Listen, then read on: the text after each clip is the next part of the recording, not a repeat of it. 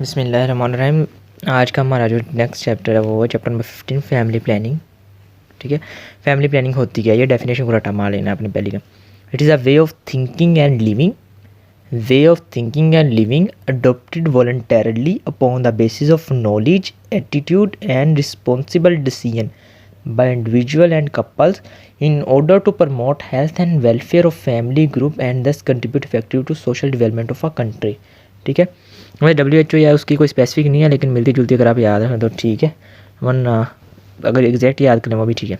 तो है क्या, way of thinking and living adopted voluntarily on the basis of knowledge, attitude and responsible decision by individual and couples in order to promote health of welfare of family group and thus contribute effectively to social development of country। ठीक है, यानी एक thinking है, adopted voluntarily है, basis of knowledge, attitude और responsible decision है, individual और couples का on the basis of in order to promote क्या, वेलफेयर ऑफ देरी अपनी फैमिली की and contribute effective to social development of country. Objective क्या है, to avoid unwanted birth, to bring about wanted births, regulate interval between pregnancy, control time at which births occur in addition to age of parent, determine the number of children in family। Aim इसका क्या है, to improve the quality of life of people. ठीक है, उसके बाद आ रहे हैं eligible couple, married couple, currently married couple when the female is in reproductive age, 15 से 45 साल की जो उम्र है ना फीमेल की, उसको जो कपल होता है वो एलिजिबल कपल होता है। 20% ऑफ एलिजिबल कपल कब होते हैं, 15 से 24 ईयर्स तक। टारगेट कपल कौन सा होता है, जिसके 2 से 3 बच्चे हों। Couple protection rate, percentage of eligible couples effectively protected against child birth by one और अदर इम्प्रूव्ड मेथड्स। पाकिस्तान के अंदर कितना ये 45 to 50% है, आइडियल कितना होना चाहिए 60%। ठीक है, एडोलेसेंट को कैसे डिफाइन किया WHO ने, period of life between 10 to 19 years. ठीक है, उसके बाद एक कैफेटेरिया चॉइस है, गैदर चॉइस है। ठीक है, इसका सवाल तो मेरा ख्याल नहीं आया हुआ, लेकिन इसका वो वाइवा के अंदर ज़रूर पूछते हैं कि गैदर अप्रोच या कैफेटेरिया अप्रोच क्या है। कैफेटेरिया अप्रोच क्या होती है, is offer all methods of family planning from which couple choose regarding to their need and wish. यानी आपने उसको सारे मेथड बता दिए और उसके ऊपर छोड़ दिया कि जो सा मेथड उसका दिल चाहता है चूज़ कर ले। गैदर अप्रोच क्या है, गैदर ये एक्रोनिम है, इससे आपने याद रखना है। गैदर में आपने सबसे पहले इसको ग्रीट करना है, ए से उससे आपने आस्क करना है कि उसे फैमिली प्लानिंग किस तरह की चाहिए, फैमिली प्लानिंग नीड के बारे में उसे आस्क करना है। टी से आपने उसको tell about different contraceptive method, यानी जो उसको चाहिए उससे मिलते जुलते जो आपने वो बता देने। एच से आपने हेल्प करनी है उसको डिसीजन मेकिंग में, to choose one contraceptive method. इससे आपने फिर एक्सप्लेन करना उसको कि उस मेथड को यूज़ कर कैसे करना है या उसके साइड इफेक्ट हैं। उसके बाद आर से आपने return and follow up of client done करना, ये होती है गैदर अप्रोच। ठीक है, उसके बाद है fertility regulation. Fertility regulation methods are contraceptive method को, ठीक है, कॉन्ट्रासेप्टिव मेथड को ही हम फर्टिलिटी रेगुलेशन मेथड कहते हैं। ठीक है, ये क्लासिफिकेशन रिएक्शन में कन्वेंशनल मेथड और क्लिनिकल मेथड और सर्जिकल मेथड, ये 3 है। इसके अंदर कन्वेंशनल में वो कोइटस इंटरप्टस कॉन्डम, फीमेल के अंदर पीरियड और rhythm diaphragm female condom, clinical के अंदर इंडोट्राइन डिवाइसेस, डायफ्राम को हार्मोनल कॉन्ट्रासेप्टिव, ओरल पिल्स और इंजेक्टेबल, सर्जिकल मेल में विजेक्टोमी और ट्यूबल लाइगेशन। ये नीचे वाली क्लासिफिकेशन याद कर ले, क्योंकि मोस्टली यही हमें करवाई जाती है जो जेई पार्क के अंदर है, classification according to J E Park. ठीक है, ये थोड़ी सी फजूल सी है लेकिन कर लेते हैं।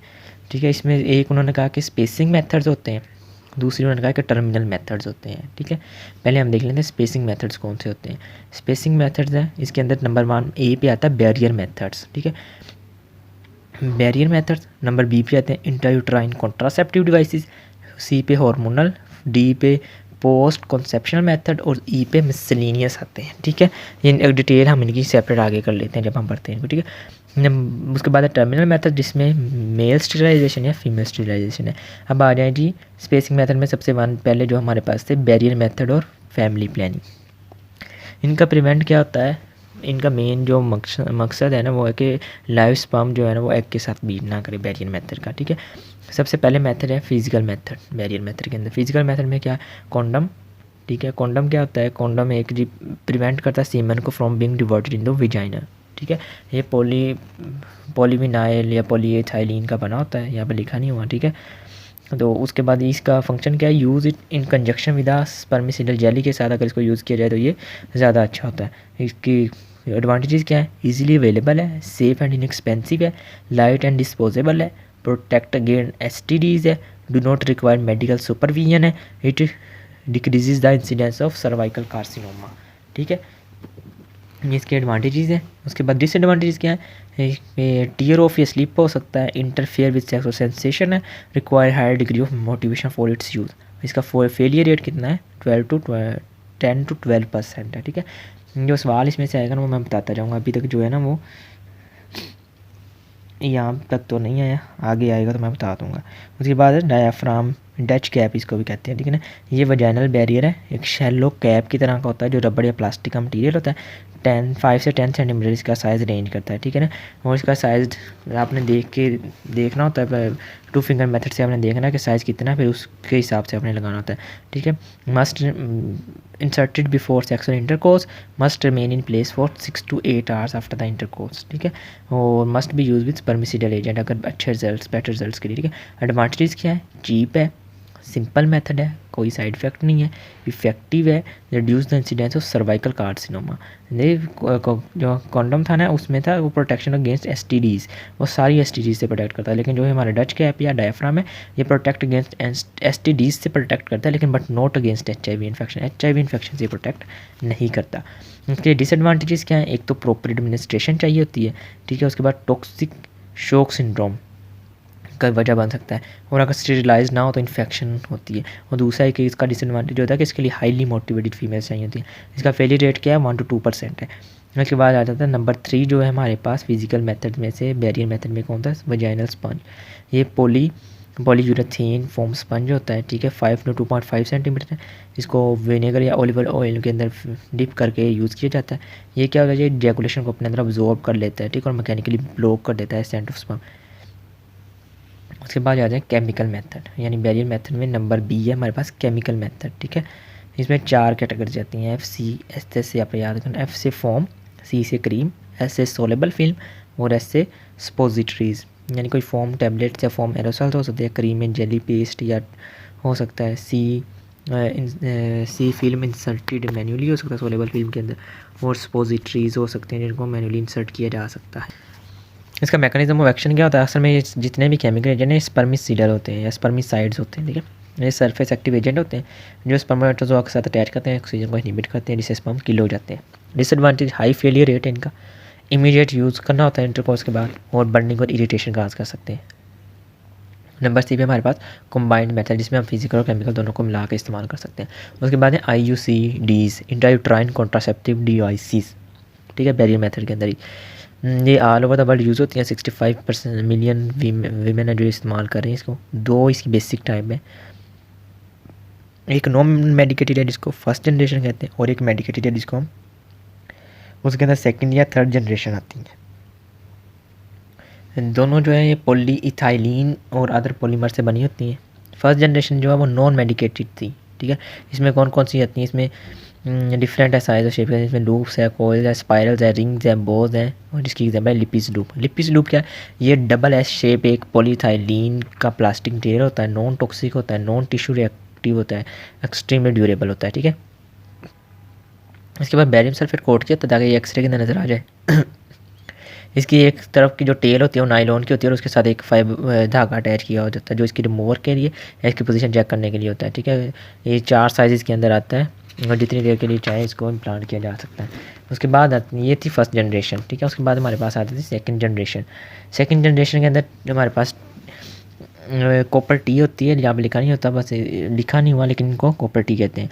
ये मेडिकेटेड डिवाइसेस होती हैं। ठीक है, metallic copper strong anti fertility effect रखता है, इसलिए इसमें कॉपर इस्तेमाल किया जाता है। दे आर मोर इफेक्टिव, ज़्यादा इफेक्टिव और ज़्यादा लॉन्ग टाइम के लिए होती है। क्योंकि अर्लियर थी कॉपर 7 थी, कॉपर टी 200 थी। उसके बाद न्यूअर के अंदर जो है वो टी कॉपर 220 आई है, C टी कॉपर 380 है। बस ये पढ़ लें, इसमें से पूछा तो नहीं हुआ। हम लोग मल्टी लोड डिवाइस है, मल्टी लोड में कॉपर 250 और मल्टी लोड कॉपर 375 है।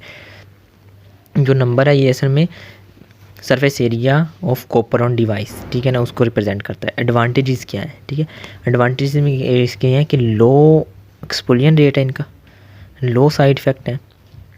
ठीक है, ईजीएस्ट टू फिट इन नली पैस, नली पैस के अंदर भी ईजीएस्ट फिट होता है। बेटर टॉलरेटेड है, कॉन्ट्रासेप्टिव इफेक्टिवनेस इंक्रीज है इसकी। ठीक है ना, और ये पोस्ट कोइटल भी इफेक्ट है, अगर आप within 3 to 5 days after unprotected intercourse रखते हैं तो वहाँ पे भी ये काम कर जाती है। ये इफेक्टिव फॉर एटलीस्ट 5 ईयर्स के लिए इफेक्टिव है, ठीक है। उसके बाद हमारे पास आते हैं थर्ड जनरेशन जो इंट्रायूट्राइन डिवाइसेज हैं, वो असल में हार्मोन रिलीजिंग इंट्रायूट्राइन डिवाइसेज हैं, ठीक है। उसमें जो सबसे ज़्यादा यूज़ हो रही है उसको प्रोजेस्टासर्ट उसका नाम है, ठीक है, प्रोजेस्टासर्ट। ये क्या है, वाइडली यूज हार्मोनल डिवाइस है, टी शेप्ड होती है विद प्रोजेस्ट्रॉन होता है जो स्लोली रिलीज हो रहा होता है 65 microgram daily. Direct effect uterine walls और म्यूकोसा के ऊपर और स्पर्म्स के ऊपर होता है इसका, ठीक है। इसके एडवांटेजेस क्या है, लो प्रेगनेंसी रेट है, नो एक्टोपिक प्रेगनेंसी है, लो मेंस्ट्रुएशन ब्लड लॉस भी कम होगा, फीवर डेज होगा, ठीक है। उसके बाद इफेक्टिव इसकी 5 साल के लिए नली पैस को भी दे सकती है, इवन ये हाइपरटेंसिव पेशेंट के अंदर भी इस्तेमाल की जा सकती है, ठीक है। उसके बाद आ जाए जी मैकेनिज़्म। फर्स्ट जनरेशन में क्या था कि फर्स्ट जनरेशन को जो यूट्रस होता है ना वो एज अ फॉरेन बॉडी लेता है, ठीक है। उसके खिलाफ इन्फ्लेमेटरी रिस्पॉन्स आ जाता है जिससे सेलुलर इन्फिल्ट्रेशन और ये और lymphocyte neutrophils polymorph nuclear cells आ जाते हैं उस एरिया में, प्रोस्टाग्लैंडिन्स आ जाते हैं, वेस्कुलर परमेबिलिटी एडिमा हो जाता है, ठीक है ना। ये सारे चेंजेस क्या होते हैं, ये उसको अनसूटेबल बना देते हैं उसके लिए इम्प्लांटेशन के लिए। ये फर्स्ट जनरेशन का मैकेनिज्म ऑफ एक्शन। जो नंबर 2 कॉपर बेरिंग है, इसमें एक तो कॉपर जो है वो हमने पहले कहा कि क्या है, एंटी फर्टिलिटी इफेक्ट रखता है, ठीक है। इसमें स्पर्मिसिडल इफेक्ट भी होता है। ये सेलुलर रिस्पॉन्स को भी इन्हांस कर देता है, ये इंजाइम को भी यूट्रस को इफेक्ट करता है, ये biochemical composition of cervical mucus पे भी एक्ट करता है, और ये स्पर्म के ऊपर भी मोटिलिटीज पे कैपेसिटेशन सर्वाइकल के ऊपर का इफेक्ट रखता है, ठीक है ना। ये कॉपर बेरिंग जो आईयूडीज़ है।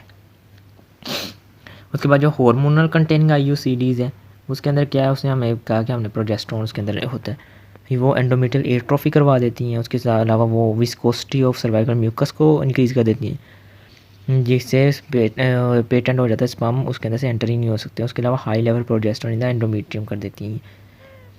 आइडियल कैंडिडेट कौन सा होता है, ठीक है, ये आ जाता होता है आइडियल कैंडिडेट कौन सा है, ठीक है। वाइवा के अंदर भी पूछे एटलीस्ट 1 चाइल्ड होना चाहिए, कोई पेल्विक डिजीज़ की हिस्ट्री ना हो, मेंस्ट्रुअल पीरियड नॉर्मल होना चाहिए, ठीक है। Willing to check the IU detail, यानी विलिंगली चेक करते रहें कि अपनी जगह पे यानी फॉलो अप रखें। उसके बाद मोनोगैमस रिलेशनशिप हो। टाइमिंग ऑफ इंसर्शन क्या है, ठीक है, during a female reproductive year accept during pregnancy के अलावा किसी भी टाइम आप लगा सकते हैं, लेकिन बेस्ट टाइम क्या ड्यूरिंग मेंस्ट्रुएशन लगा दें, with in 10 days of menstruation period लगा दें, इमीडिएट पोस्टमार्टम आप लगा सकते हैं, फर्स्ट वीक आफ्टर डिलीवरी लगा सकते हैं, या after first trimester of abortion लगा देते हैं। इस दौरान लगाने की वजह क्या है कि insertion is easy because of the greater cervical diameter, यहाँ पर सर्वाइकल डायमीटर बड़ा होता है और यूट्रस रिलैक्स होता है, इसलिए प्रेगनेंसी एक तो प्रेगनेंसी भी रूल आउट हो गई है हमारे पास और दूसरा उसको लगाना भी आसान है। उसके बाद एडवांटेजेस क्या हैं आईयूसीडीज़ के, एक तो सिंपल प्रोसीजर है, ये एससीक्यू है वो बताता है एडवांटेज ऑफ आईयूसीडीज़, ठीक है। सिंपल प्रोसीजर है, टेक ओनली फ्यू मिनट्स है, months surgery stay for a long time, no inexpensive है, नो सिस्टेमिक डिफेक्ट्स हैं, ठीक है। कैन बी, ये है कि ब्रेस्ट फीडिंग जो मदर्स है ना उसके अंदर भी इस्तेमाल की जा सकती है ये वाली चीज़, ठीक है ना। उसके अलावा ये नो हॉस्पिटलाइजेशन इज़ रिक्वायर्ड, इसके अंदर हॉस्पिटलाइजेशन भी रिक्वायर कोई नहीं है, ठीक है।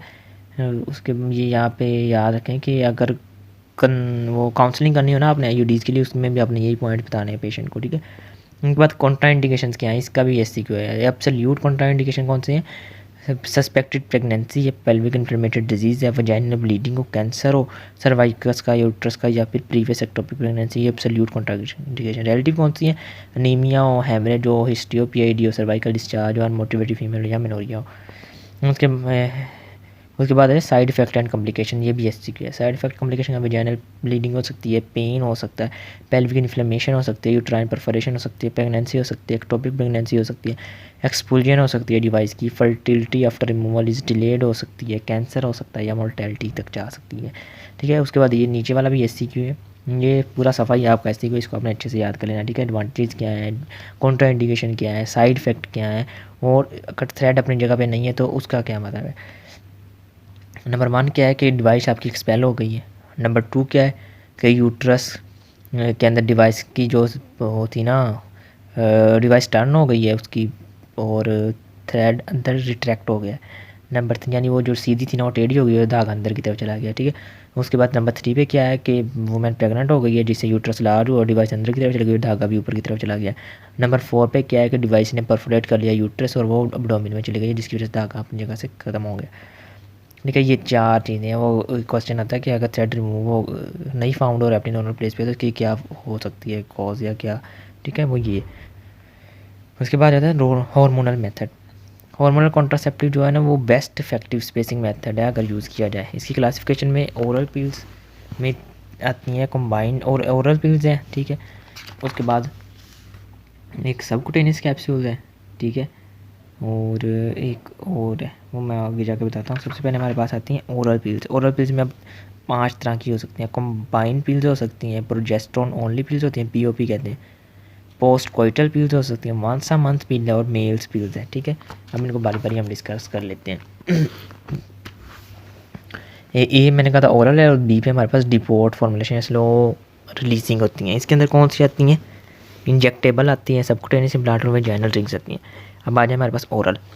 ओरल में सबसे पहले कंबाइंड पिल्स। कंबाइंड पिल्स जो होती है ना उसके अंदर एस्ट्रोजन और प्रोजेस्टेरोन दोनों होते हैं, ठीक है। इसके अंदर एस्ट्रोजन ज़्यादा होता है और प्रोजेस्टेरोन थोड़ा होता है, ठीक है। इसमें टाइप्स क्या है?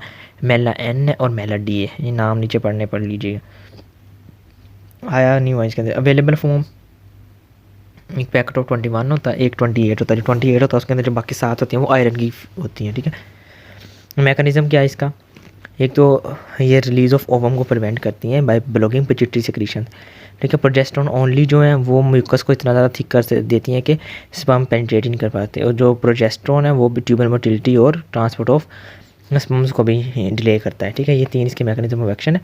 स्केड्यूल क्या है? जो 21 पिल्स हैं वो आपने 5th day of menstruation cycle से स्टार्ट करनी होती है और 26 तक लेके जानी है। उसके बाद आपने 1 वीक का गैप देना है, उसके बाद 12 स्टार्ट कर लेंगे। जो 28 है वो 5th डे से स्टार्ट करनी है और रेगुलर बस फिर इस्तेमाल ही करनी है, ठीक है। ड्यूरिंग मेंस्ट्रुएशन आपने आयरन पिल्स जो साथ हैं वो इस्तेमाल करनी है, ठीक है। ब्राउन कलर की होती हैं। उसके बाद अगर ये है कि अगर वीमेन 1 गोली लेना भूल जाए तो जैसे उसे याद है वो 2 गोलियाँ इकट्ठी ले ले। उसके बाद अगर वो 2 गोलियाँ लेनी भूल जाए तो जैसे उसे याद है वो 3 गोलियाँ इकट्ठी ले ले। अगर वो 3 गोलियाँ लेनी भूल गई है तो फिर वो मेडिसिन लेनी स्टॉप कर दे और कोई और कॉन्ट्रासेप्टिव मेथड को यूज़ करे नेक्स्ट ब्लीड तक और न्यू साइकिल स्टार्ट होने तक। इसकी इफेक्टिवनेस जो है ना ओरल पिल्स की ये 100% है, ठीक है। इसके एडवांटेजेस क्या है? 100% इफेक्टिव होती है, रिवर्सिबल होती है, मेंस्ट्रुएशन साइकिल को भी रेगुलेट करती है, ठीक है। उसके अलावा ये ब्रेस्ट कैंसर को रिड्यूस करती है, आयरन डेफिशिएंसी एनीमिया को कम करती है, एंडोमेट्रियल ओवेरियन कैंसर को कम करती है। डिसएडवांटेज क्या है? लैक्टेटिंग मदर्स के अंदर आपने 6 मंथ तक नहीं देनी होती है, ठीक है। उसके बाद ये ड्रग्स के साथ रिएक्ट कर सकती हैं, साइड इफ़ेक्ट इनके ज़्यादा होते हैं और 40 साल से ज़्यादा उम्र के लोग वीमेंस में अपने नहीं देनी, ठीक है। उसके बाद ये SCQ आता है, checklist for prescription of oral contraceptive. Oral contraceptive में अपनी चेकलिस्ट करना है, ठीक है। इसको आप 7S और 3A से याद रखें। 3A में क्या आता है? अबव 40 ईयर हो नहीं देनी है आपने, अबव 35 प्लस स्मोकिंग है नहीं देनी है आपने, एमनोरिया है नहीं देनी है आपने। अब 7S है, सीजर्स नहीं, सीवियर पेन ऑफ काव्स या थाई है नहीं, सीवियर पेन ऑफ चेस्ट है नहीं, स्वेलिंग ऑफ लेग है नहीं, सीवियर हेडेक है नहीं, शॉर्टनेस ऑफ ब्रेथ है नहीं, सिम्टोमेटिक वेरिकोज वेन है नहीं। 7S 3As। उसके अलावा येलो स्किन है, हाइपरटेंशन है, मैस इन ब्रेस्ट है, या फिर इलेक्टेटिंग मदर है, या इंट्रामेंस्ट्रुअल ब्लीडिंग हो रही है, या ब्लीडिंग आफ्टर सेक्सुअल इंटरकोर्स है, ठीक है। इनमें से जितने आप याद रख सकते हैं रख सकते हैं। 7As या 3As से आपको 10 तो वही याद हो जाते हैं। Seizure, severe pain, severe chest pain, swelling leg, severe headache, shortness of breast, symptomatic varicose vein. उसके बाद एज 35 या 30 प्लस, स्मोकिंग एज 40 या एमनोरिया, ठीक है। उसके बाद ब्रेस्ट में मैस आ गया। उसके अलावा लैक्टेटिंग है, ठीक है, इंट्रामेंस्ट्रुअल ब्लीडिंग है या bleeding in after sexual intercourse है, ये SCQ है। उसके बाद non contraceptive usage of pills, यानी कॉन्ट्रासेप्टिव के अलावा भी इनके पिल्स का इस्तेमाल हो गया। यूट्राइन डिसफंक्शन, यूट्राइन ब्लीडिंग का डिसफंक्शन चल रहा है, प्राइमरी डिसमेनोरिया है, ओवेरियन सिस्ट है, पॉलीसिस्टिक डिजीज़ है, या रेडियोपैथिक हिस्टोटिज्म है, या एंडोमेट्रियोसिस है, ठीक है। उसके अलावा hormone replacement therapy, Turner syndrome है, प्रीमेच्योर ओवेरियन फेलियर में, इंटरसेक्स में और मेन्योपॉजल सिम्टम्स के अंदर भी हम कर सकते हैं, ठीक है। तो ये हमारी हो गई है नंबर 2 पे हम ओरल पिल्स में कंबाइंड पिल्स हो गई हैं। नंबर 2 पे हमारे पास आते हैं प्रोजेस्टेरोन ओनली पिल्स। इनको मिनी पिल्स या मैक्रो पिल्स भी कहते हैं। इनका सिर्फ प्रोजेस्टेरोन होता है और इसका हमने फंक्शन पहले पढ़ लिया कि ये सर्वाइकल म्यूकस को थिक कर देती हैं, जिससे स्पर्म पेनिट्रेट नहीं कर सकते और उनकी ट्यूबल मोटिलिटी को भी इनहिबिट करती हैं। वेनोर, एथिस्टिरोन और लिवोनोरजेस्ट्रल आती है, ठीक है ना। एडवांटेजेस क्या है?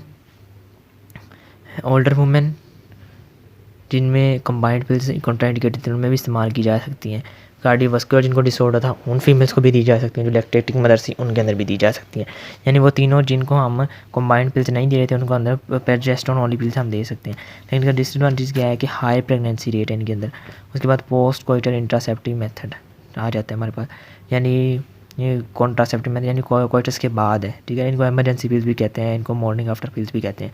इसमें most effective and taken immediately after unprotected sex, लेकिन इनकी जो इफेक्टिवनेस है वो 120 आवर्स से 5 दिन तक होती है।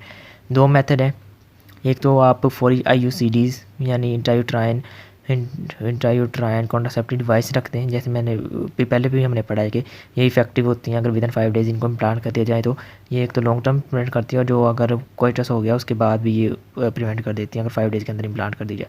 उसके बाद हार्मोनल है, हार्मोनल में आपने क्या करना, जो कंबाइंड पिल्स की उसको डबल डोज दे दें, यानी 4 पिल्स इमीडिएटली दे दें, वो 4 पिल्स आपने 12 घंटों बाद दे देनी है। उसके अलावा आप 5 mcg की 2 पिल्स विद इन 72 आवर्स दे दें, या फिर 2 पिल्स आफ्टर 2 पिल्स उसके 12 घंटों बाद दे दें। और उसके अंदर मोस्ट इफेक्टिव है कि 1.5 मिलीग्राम लिमोनोर्जेस्ट्रल इमीडिएटली दे दी जाए, और इसकी इफेक्टिवनेस भी 120 आवर्स तक ही रहती है। ये MCQ के वाले से याद रखना, आपने इसका MCQ नहीं आया हुआ।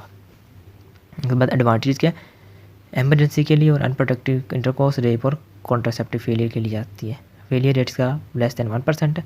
उसके बाद 1 in a month है क्विनिस्ट्रोल, ठीक है। लॉन्ग एक्टिंग है, इसको combination with short acting progesterone भी दिया है, लेकिन इसमें प्रेगनेंसी रेट हाई है और इरेगुलर ब्लीडिंग काज करती है, एडवांटेजेस। उसके बाद मेल पिल्स है, ये वो है जो मेल्स को दी जा सकती है, ठीक है। ये स्पर्म को डिक्रीज़ करती है लेकिन टेस्टोस्टेरोन का लेवल नॉर्मल रखती है। लेकिन इसके जो साइड इफेक्ट्स हैं उसमें ये है कौन सी, gossypol derivative of cotton seed oil, libido decrease कर देती है। परमानेंट एजोस्पर्मिया कर सकती है अगर 6 मंथ से ज़्यादा यूज़ कर लिया, टॉक्सिक होती है वो, इसलिए आजकल नहीं इस्तेमाल हो रही।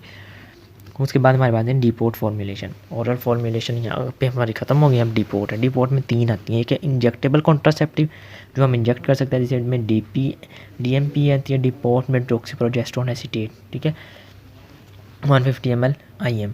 उसके बाद इसका ये एक साइड इफेक्ट बस याद रख लें, इसमें से सवाल कोई नहीं है।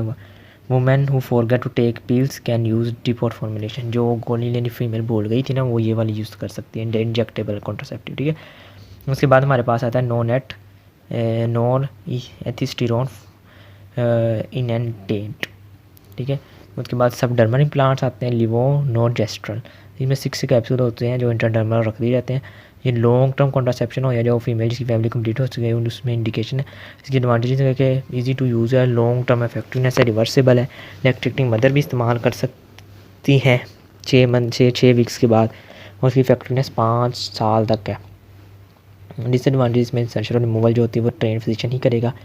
इसके अलावा मेंस्ट्रुअल इरेगुलरिटी और सर्जिकल प्रोसीजर रिक्वायर्ड होता है, लेस देन 2% इसका फेलियर रेशो है। उसके बाद वजाइनल रिंग है, ये रिंग्स होती हैं जो वजाइना के अंदर पहन ली जाती हैं कि they are slowly absorbed through the vaginal. उसके अलावा ये हार्मोन क्रिएट करती हैं लिवोनोर्जेस्ट्रल, ठीक है, स्लोली अब्जॉर्ब होता है वजाइनल बिकॉज से अब्जॉर्ब होकर डाइजेस्टिव सिस्टम और लीवर तक चला जाता है, ठीक है। लेकिन ये von in the vagina for 3 weeks of the cycle, 3 weeks तो साइकिल के पहन के रखनी है, और चौथे वीक्स के अंदर ये रिमूव कर देनी होती है। उसके बाद आता है पोस्ट कॉन्सेप्शनल मेथड, यानी कॉन्सेप्शन हो गई है उसके बाद क्या करना है। उसमें नंबर 1 पे आती है मेंस्ट्रुअल रेगुलेशन। सिंपल मेथड है कि जैसे पीरियड मिस हुआ है 6 से 14 दिन के अंदर आप वो एस्पायर जितना यूट्रस कंटेंट है उसको एस्पायर कर दें।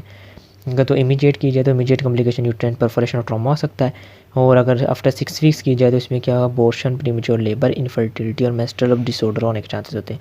उसके बाद नंबर 2 पे मेंस्ट्रुअल इंडक्शन, यानी आप मेंस्ट्रुएशन यूज़ करवा देते हैं।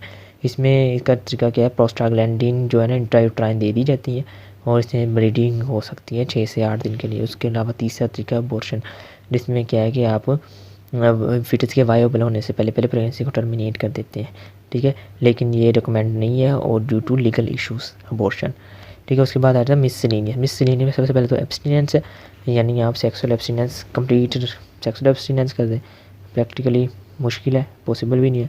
उसके बाद कोइटस इंटरप्टस है, इसमें क्या आता है कि वॉलंटरी फर्टिलिटी कंट्रोल है, ओल्डेस्ट मेथड है, ठीक है। MCQ के लिए इसे याद रख लें।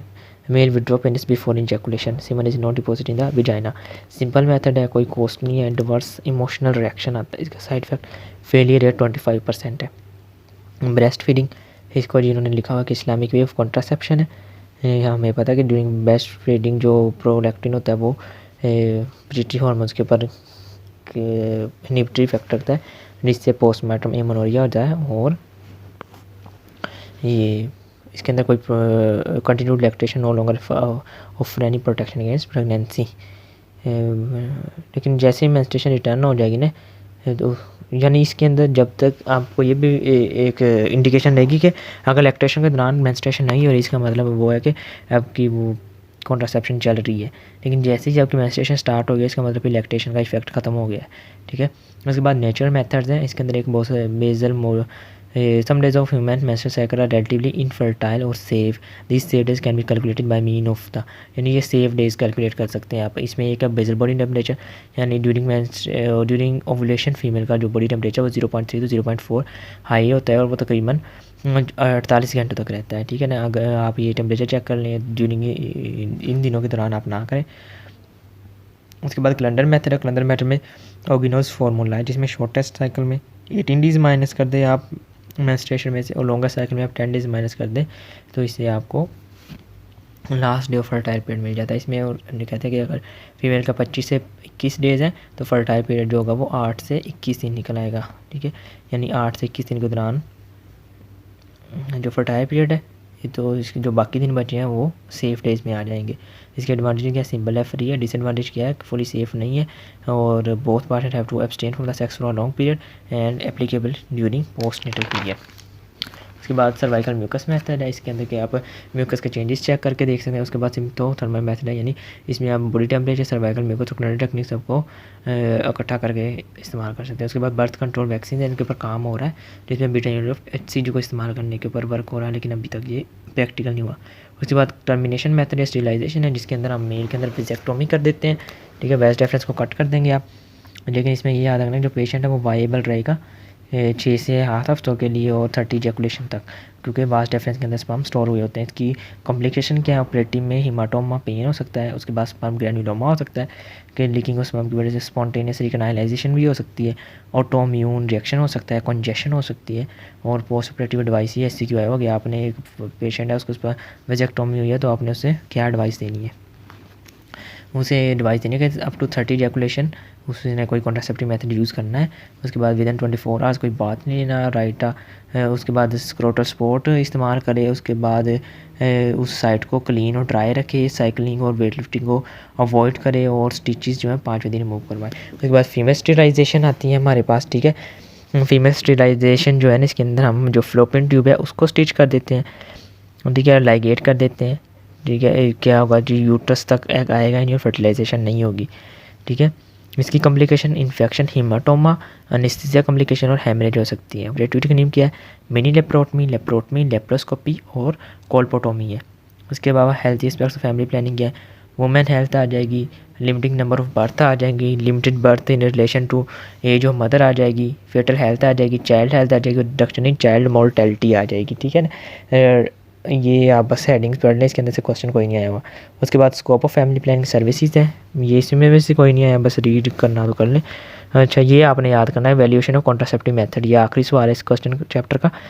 इसका दूसरा नाम पर्ल इंडेक्स भी होता है, ठीक है। इसमें क्या है, defined as number of failure per 100 women year of exposure, ठीक है। Total accidental pregnancy divided by total month of exposure multiply by 1200, इसका फॉर्मूला है इसका। लेकिन जो नुकसान क्या होता है, fail to compare method at various duration of exposure, यानी ये एनुअली बस कर सकता है और उसके दरमियान में किसी टाइम आपने करना वो नहीं पॉसिबल।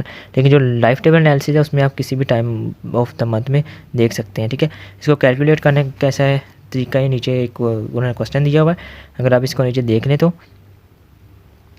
इसमें है जी 30 कपल्स ने 30 ईयर्स के लिए किया तो 30 to 3900 ईयर्स आपके पास टोटल आ गए। उसको आपने मंथ के 12 के साथ मल्टीप्लाई किया तो ये मंथ्स निकला है। इस तरह आपने हर कपल के अलग अलग मंथ्स निकाल दिए, टोटल मंथ्स निकला है आपके पास। उसके बाद एक्सीडेंटल प्रेगनेंसी जो थी वो 20 थी, उसको आपने 10 से मल्टीप्लाई किया क्योंकि 10 मंथ ऑफ प्रेगनेंसी, यानी ये वाले वो मंथ है जिनके अंदर वो कॉन्ट्रासेप्टिव को एक्सपोज नहीं हुए, तो ये आपने टोटल में से माइनस कर देने हैं। 20 divided by total minus 200 into 1200, 1200 क्या है, ये असल में एक जो 1200 है यहाँ पे इसने लिखा हुआ था कांस्टेंट जो है ये हमारे पास इस्तेमाल होता है is the number of months in 100 years, क्योंकि हमने 100 ईयर्स का 100 वुमेन का देखना है ना, 1 ईयर फॉर 100 वुमेन, तो 100 वुमेन का 100 ईयर्स हो जाएगा, तो 1200 जो फैक्टर है वो number of month in 100 years, तो इसके साथ मल्टीप्लाई कर देंगे तो यहाँ पे निकल आएगा। इस तरह ये चैप्टर कंक्लूड होता है आपका, ठीक है। तो वह में याद रखिएगा। अल्लाह हाफ़िज़।